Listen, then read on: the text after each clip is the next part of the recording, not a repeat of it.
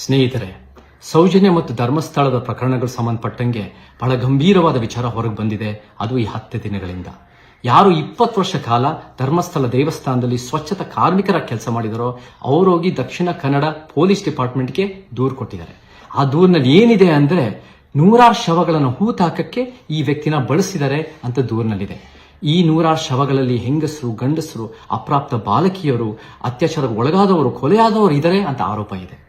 ಇವಾಗ ಮುಖ್ಯವಾಗಿ ನಮಗೆ 3 ಬೇಡಿಕೆಗಳಿರಬೇಕು ಸ್ನೇಹಿತರೆ. ಒಂದೇನೆಂದ್ರೆ ಈ ದೂರುದಾರನಿಗೆ ಭದ್ರತೆ, ರಾಜ್ಯ ಸರ್ಕಾರ ಭದ್ರತೆ ಕೊಟ್ಟಿದ್ದಾರೆ ಅಂತ ಗೊತ್ತಾಗಿದೆ, ಇದು ಒಳ್ಳೆ ಬೆಳವಣಿಗೆ. ಎರಡನೇದೇನೆಂದ್ರೆ ಈ ಎಕ್ಸುಮೇಷನ್ ಪ್ರಕ್ರಿಯೆ ಅಂದ್ರೆ ಈ ಶವಗಳನ್ನು ಹೊರಗೆ ತರೋದನ್ನ ಇವಾಗಲೇ ಆಗ್ಬೇಕು.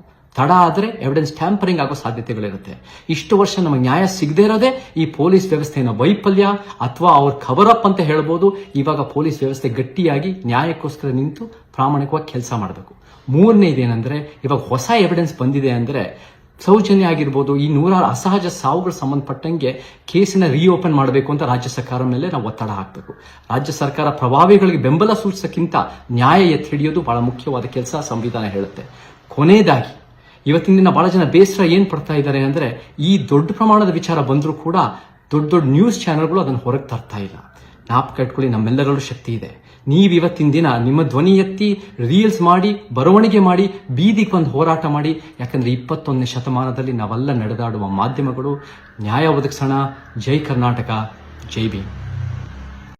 ಸ್ನೇಹಿತರೆ, ಸೌಜನ್ಯ ಮತ್ತು ಧರ್ಮಸ್ಥಳದ ಪ್ರಕರಣಗಳು ಸಂಬಂಧಪಟ್ಟಂಗೆ ಬಹಳ ಗಂಭೀರವಾದ ವಿಚಾರ ಹೊರಗೆ ಬಂದಿದೆ.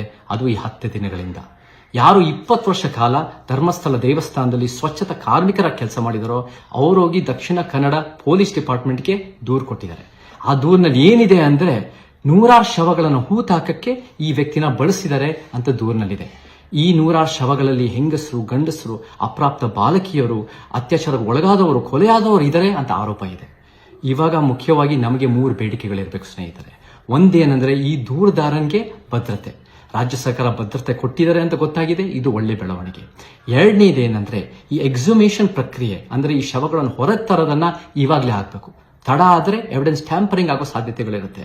ಇಷ್ಟು ವರ್ಷ ನಮಗೆ ನ್ಯಾಯ ಸಿಗದೇ ಇರೋದೇ ಈ ಪೊಲೀಸ್ ವ್ಯವಸ್ಥೆಯ ವೈಫಲ್ಯ ಅಥವಾ ಅವ್ರ ಕವರ್ ಅಪ್ ಅಂತ ಹೇಳ್ಬೋದು. ಇವಾಗ ಪೊಲೀಸ್ ವ್ಯವಸ್ಥೆ ಗಟ್ಟಿಯಾಗಿ ನ್ಯಾಯಕ್ಕೋಸ್ಕರ ನಿಂತು ಪ್ರಾಮಾಣಿಕವಾಗಿ ಕೆಲಸ ಮಾಡಬೇಕು.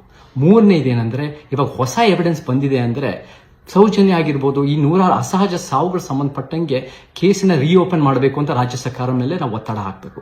ರಾಜ್ಯ ಸರ್ಕಾರ ಪ್ರಭಾವಿಗಳಿಗೆ ಬೆಂಬಲ ಸೂಚಿಸಕ್ಕಿಂತ ನ್ಯಾಯ ಎತ್ತಿ ಹಿಡಿಯೋದು ಬಹಳ ಮುಖ್ಯವಾದ ಕೆಲಸ ಸಂವಿಧಾನ ಹೇಳುತ್ತೆ. ಕೊನೆಯದಾಗಿ ಇವತ್ತಿನ ದಿನ ಬಹಳ ಜನ ಬೇಸರ ಏನ್ ಪಡ್ತಾ ಇದ್ದಾರೆ ಅಂದ್ರೆ ಈ ದೊಡ್ಡ ಪ್ರಮಾಣದ ವಿಚಾರ ಬಂದರೂ ಕೂಡ ದೊಡ್ಡ ನ್ಯೂಸ್ ಚಾನೆಲ್ಗಳು ಅದನ್ನು ಹೊರಗೆ ತರ್ತಾ ಇಲ್ಲ. ಜ್ಞಾಪಕ ಇಟ್ಕೊಳ್ಳಿ, ನಮ್ಮೆಲ್ಲರಲ್ಲೂ ಶಕ್ತಿ ಇದೆ. ನೀವು ಇವತ್ತಿನ ದಿನ ನಿಮ್ಮ ಧ್ವನಿ ಎತ್ತಿ ರೀಲ್ಸ್ ಮಾಡಿ, ಬರವಣಿಗೆ ಮಾಡಿ, ಬೀದಿಗೆ ಬಂದು ಹೋರಾಟ ಮಾಡಿ. ಯಾಕಂದ್ರೆ 21ನೇ ಶತಮಾನದಲ್ಲಿ ನಾವೆಲ್ಲ ನಡೆದಾಡುವ ಮಾಧ್ಯಮಗಳು ನ್ಯಾಯ ಒದಗಿಸೋಣ. ಜೈ ಕರ್ನಾಟಕ, ಜೈ ಭೀಮ್. ಸ್ನೇಹಿತರೆ, ಸೌಜನ್ಯ ಮತ್ತು ಧರ್ಮಸ್ಥಳದ ಪ್ರಕರಣಗಳು ಸಂಬಂಧಪಟ್ಟಂಗೆ ಬಹಳ ಗಂಭೀರವಾದ ವಿಚಾರ ಹೊರಗೆ ಬಂದಿದೆ. ಅದು ಈ 10 ದಿನಗಳಿಂದ ಯಾರು 20 ವರ್ಷ ಕಾಲ ಧರ್ಮಸ್ಥಳ ದೇವಸ್ಥಾನದಲ್ಲಿ ಸ್ವಚ್ಛತಾ ಕಾರ್ಮಿಕರ ಕೆಲಸ ಮಾಡಿದರೋ ಅವರು ಹೋಗಿ ದಕ್ಷಿಣ ಕನ್ನಡ ಪೊಲೀಸ್ ಡಿಪಾರ್ಟ್ಮೆಂಟ್ಗೆ ದೂರು ಕೊಟ್ಟಿದ್ದಾರೆ. ಆ ದೂರಿನಲ್ಲಿ ಏನಿದೆ ಅಂದ್ರೆ 100 ಶವಗಳನ್ನು ಹೂತಾಕಕ್ಕೆ ಈ ವ್ಯಕ್ತಿನ ಬಳಸಿದ್ದಾರೆ ಅಂತ ದೂರಿನಲ್ಲಿದೆ. ಈ 100 ಶವಗಳಲ್ಲಿ ಹೆಂಗಸರು, ಗಂಡಸರು, ಅಪ್ರಾಪ್ತ ಬಾಲಕಿಯರು, ಅತ್ಯಾಚಾರಕ್ಕೆ ಒಳಗಾದವರು, ಕೊಲೆಯಾದವರು ಇದ್ದಾರೆ ಅಂತ ಆರೋಪ ಇದೆ. ಇವಾಗ ಮುಖ್ಯವಾಗಿ ನಮಗೆ 3 ಬೇಡಿಕೆಗಳಿರಬೇಕು ಸ್ನೇಹಿತರೆ. ಒಂದೇನೆಂದ್ರೆ ಈ ದೂರುದಾರನಿಗೆ ಭದ್ರತೆ, ರಾಜ್ಯ ಸರ್ಕಾರ ಭದ್ರತೆ ಕೊಟ್ಟಿದ್ದಾರೆ ಅಂತ ಗೊತ್ತಾಗಿದೆ, ಇದು ಒಳ್ಳೆ ಬೆಳವಣಿಗೆ. ಎರಡನೇದೇನೆಂದ್ರೆ ಈ ಎಕ್ಸುಮೇಷನ್ ಪ್ರಕ್ರಿಯೆ ಅಂದ್ರೆ ಈ ಶವಗಳನ್ನು ಹೊರಗೆ ತರೋದನ್ನ ಇವಾಗಲೇ ಆಗ್ಬೇಕು. ತಡ ಆದ್ರೆ ಎವಿಡೆನ್ಸ್ ಟ್ಯಾಂಪರಿಂಗ್ ಆಗೋ ಸಾಧ್ಯತೆಗಳಿರುತ್ತೆ. ಇಷ್ಟು ವರ್ಷ ನಮಗೆ ನ್ಯಾಯ ಸಿಗದೇ ಇರೋದೇ ಈ ಪೊಲೀಸ್ ವ್ಯವಸ್ಥೆಯ ವೈಫಲ್ಯ ಅಥವಾ ಅವ್ರ ಕವರ್ ಅಪ್ ಅಂತ ಹೇಳ್ಬೋದು. ಇವಾಗ ಪೊಲೀಸ್ ವ್ಯವಸ್ಥೆ ಗಟ್ಟಿಯಾಗಿ ನ್ಯಾಯಕ್ಕೋಸ್ಕರ ನಿಂತು ಪ್ರಾಮಾಣಿಕವಾಗಿ ಕೆಲಸ ಮಾಡಬೇಕು. ಮೂರನೇದೇನೆಂದ್ರೆ ಇವಾಗ ಹೊಸ ಎವಿಡೆನ್ಸ್ ಬಂದಿದೆ ಅಂದ್ರೆ ಸೌಜನ್ಯ ಆಗಿರ್ಬೋದು, ಈ 100 ಅಸಹಜ ಸಾವುಗಳು ಸಂಬಂಧಪಟ್ಟಂಗೆ ಕೇಸಿನ ರೀಓಪನ್ ಮಾಡಬೇಕು ಅಂತ ರಾಜ್ಯ ಸರ್ಕಾರ ಮೇಲೆ ನಾವು ಒತ್ತಡ ಹಾಕಬೇಕು. ರಾಜ್ಯ ಸರ್ಕಾರ ಪ್ರಭಾವಿಗಳಿಗೆ ಬೆಂಬಲ ಸೂಚಿಸಕ್ಕಿಂತ ನ್ಯಾಯ ಎತ್ತಿ ಹಿಡಿಯೋದು ಬಹಳ ಮುಖ್ಯವಾದ ಕೆಲಸ ಸಂವಿಧಾನ ಹೇಳುತ್ತೆ. ಕೊನೆಯದಾಗಿ ಇವತ್ತಿನ ದಿನ ಬಹಳ ಜನ ಬೇಸರ ಏನ್ ಪಡ್ತಾ ಇದ್ದಾರೆ ಅಂದ್ರೆ ಈ ದೊಡ್ಡ ಪ್ರಮಾಣದ ವಿಚಾರ ಬಂದರೂ ಕೂಡ ದೊಡ್ಡ ನ್ಯೂಸ್ ಚಾನೆಲ್ಗಳು ಅದನ್ನು ಹೊರಗೆ ತರ್ತಾ ಇಲ್ಲ. ಜ್ಞಾಪಕ ಇಟ್ಕೊಳ್ಳಿ, ನಮ್ಮೆಲ್ಲರಲ್ಲೂ ಶಕ್ತಿ ಇದೆ. ನೀವು ಇವತ್ತಿನ ದಿನ ನಿಮ್ಮ ಧ್ವನಿ ಎತ್ತಿ ರೀಲ್ಸ್ ಮಾಡಿ, ಬರವಣಿಗೆ ಮಾಡಿ, ಬೀದಿಗೆ ಬಂದು ಹೋರಾಟ ಮಾಡಿ. ಯಾಕಂದ್ರೆ 21ನೇ ಶತಮಾನದಲ್ಲಿ ನಾವೆಲ್ಲ ನಡೆದಾಡುವ ಮಾಧ್ಯಮಗಳು ನ್ಯಾಯ ಒದಗಿಸೋಣ. ಜೈ ಕರ್ನಾಟಕ, ಜೈ ಭೀಮ್. ಸ್ನೇಹಿತರೆ, ಸೌಜನ್ಯ ಮತ್ತು ಧರ್ಮಸ್ಥಳದ ಪ್ರಕರಣಗಳು ಸಂಬಂಧಪಟ್ಟಂಗೆ ಬಹಳ ಗಂಭೀರವಾದ ವಿಚಾರ ಹೊರಗೆ ಬಂದಿದೆ. ಅದು ಈ 10 ದಿನಗಳಿಂದ. ಯಾರು 20 ವರ್ಷ ಕಾಲ ಧರ್ಮಸ್ಥಳ ದೇವಸ್ಥಾನದಲ್ಲಿ ಸ್ವಚ್ಛತಾ ಕಾರ್ಮಿಕರ ಕೆಲಸ ಮಾಡಿದರೋ ಅವರು ಹೋಗಿ ದಕ್ಷಿಣ ಕನ್ನಡ ಪೊಲೀಸ್ ಡಿಪಾರ್ಟ್ಮೆಂಟ್ಗೆ ದೂರು ಕೊಟ್ಟಿದ್ದಾರೆ. ಆ ದೂರಿನಲ್ಲಿ ಏನಿದೆ ಅಂದ್ರೆ 100 ಶವಗಳನ್ನು ಹೂತಾಕಕ್ಕೆ ಈ ವ್ಯಕ್ತಿನ ಬಳಸಿದ್ದಾರೆ ಅಂತ ದೂರಿನಲ್ಲಿದೆ. ಈ 100 ಶವಗಳಲ್ಲಿ ಹೆಂಗಸರು, ಗಂಡಸರು, ಅಪ್ರಾಪ್ತ ಬಾಲಕಿಯರು, ಅತ್ಯಾಚಾರಕ್ಕೆ ಒಳಗಾದವರು, ಕೊಲೆಯಾದವರು ಇದ್ದಾರೆ ಅಂತ ಆರೋಪ ಇದೆ. ಇವಾಗ ಮುಖ್ಯವಾಗಿ ನಮಗೆ 3 ಬೇಡಿಕೆಗಳಿರಬೇಕು ಸ್ನೇಹಿತರೆ. ಒಂದೇನೆಂದ್ರೆ ಈ ದೂರುದಾರನಿಗೆ ಭದ್ರತೆ. ರಾಜ್ಯ ಸರ್ಕಾರ ಭದ್ರತೆ ಕೊಟ್ಟಿದ್ದಾರೆ ಅಂತ ಗೊತ್ತಾಗಿದೆ, ಇದು ಒಳ್ಳೆ ಬೆಳವಣಿಗೆ. ಎರಡನೇದೇನೆಂದ್ರೆ ಈ ಎಕ್ಸುಮೇಷನ್ ಪ್ರಕ್ರಿಯೆ ಅಂದ್ರೆ ಈ ಶವಗಳನ್ನು ಹೊರಗೆ ತರೋದನ್ನ ಇವಾಗಲೇ ಆಗ್ಬೇಕು. ತಡ ಆದ್ರೆ ಎವಿಡೆನ್ಸ್ ಟ್ಯಾಂಪರಿಂಗ್ ಆಗೋ ಸಾಧ್ಯತೆಗಳಿರುತ್ತೆ. ಇಷ್ಟು ವರ್ಷ ನಮಗೆ ನ್ಯಾಯ ಸಿಗದೇ ಇರೋದೇ ಈ ಪೊಲೀಸ್ ವ್ಯವಸ್ಥೆಯ ವೈಫಲ್ಯ ಅಥವಾ ಅವ್ರ ಕವರ್ ಅಪ್ ಅಂತ ಹೇಳ್ಬೋದು.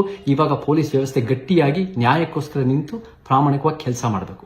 ಮೂರನೇದೇನೆಂದ್ರೆ ಇವಾಗ ಹೊಸ ಎವಿಡೆನ್ಸ್ ಬಂದಿದೆ ಅಂದ್ರೆ ಸೌಜನ್ಯ ಆಗಿರ್ಬೋದು, ಈ 100 ಅಸಹಜ ಸಾವುಗಳು ಸಂಬಂಧಪಟ್ಟಂಗೆ ಕೇಸಿನ ರೀಓಪನ್ ಮಾಡಬೇಕು ಅಂತ ರಾಜ್ಯ ಸರ್ಕಾರ ಮೇಲೆ ನಾವು ಒತ್ತಡ ಹಾಕಬೇಕು. ರಾಜ್ಯ ಸರ್ಕಾರ ಪ್ರಭಾವಿಗಳಿಗೆ ಬೆಂಬಲ ಸೂಚಿಸಕ್ಕಿಂತ ನ್ಯಾಯ ಎತ್ತಿ ಹಿಡಿಯೋದು ಬಹಳ ಮುಖ್ಯವಾದ ಕೆಲಸ ಸಂವಿಧಾನ ಹೇಳುತ್ತೆ. ಕೊನೆಯದಾಗಿ ಇವತ್ತಿನ ದಿನ ಬಹಳ ಜನ ಬೇಸರ ಏನ್ ಪಡ್ತಾ ಇದ್ದಾರೆ ಅಂದ್ರೆ ಈ ದೊಡ್ಡ ಪ್ರಮಾಣದ ವಿಚಾರ ಬಂದರೂ ಕೂಡ ದೊಡ್ಡ ನ್ಯೂಸ್ ಚಾನೆಲ್ಗಳು ಅದನ್ನು ಹೊರಗೆ ತರ್ತಾ ಇಲ್ಲ. ಜ್ಞಾಪಕ ಇಟ್ಕೊಳ್ಳಿ, ನಮ್ಮೆಲ್ಲರಲ್ಲೂ ಶಕ್ತಿ ಇದೆ. ನೀವು ಇವತ್ತಿನ ದಿನ ನಿಮ್ಮ ಧ್ವನಿ ಎತ್ತಿ ರೀಲ್ಸ್ ಮಾಡಿ, ಬರವಣಿಗೆ ಮಾಡಿ, ಬೀದಿಗೆ ಬಂದು ಹೋರಾಟ ಮಾಡಿ. ಯಾಕಂದ್ರೆ 21ನೇ ಶತಮಾನದಲ್ಲಿ ನಾವೆಲ್ಲ ನಡೆದಾಡುವ ಮಾಧ್ಯಮಗಳು ನ್ಯಾಯ ಒದಗಿಸೋಣ. ಜೈ ಕರ್ನಾಟಕ, ಜೈ ಭೀಮ್. ಹೆಚ್ಚಿನ ವಿಡಿಯೋಗಳಿಗೆ ಪ್ರತಿಧ್ವನಿ ಯೂಟ್ಯೂಬ್ ಚಾನೆಲ್ ಸಬ್ಸ್ಕ್ರೈಬ್ ಮಾಡಿ, ಬೆಲ್ ಐಕಾನ್ ಕ್ಲಿಕ್ ಮಾಡಿ.